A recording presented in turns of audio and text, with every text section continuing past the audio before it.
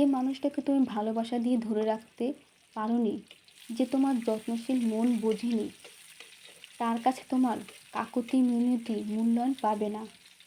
হাতে ধরে পায়ে পড়ে তাকে তুমি চোখের জল দিয়ে আটকাতে পারবে না। কেউ তোমাকে এড়িয়ে যাচ্ছে, তোমার দেওয়া প্যারোটি নিয়ে কেউ ইচ্ছে মতো খেলছে, তোমাকে অবহেলার সমুদ্র জলে নেকামি চুবানি খাওয়াচ্ছে, তোমাকে তখন বুঝতে হবে মানুষটা তোমাকে অনেক আগেই থেকেই ছেড়ে দিয়েছে।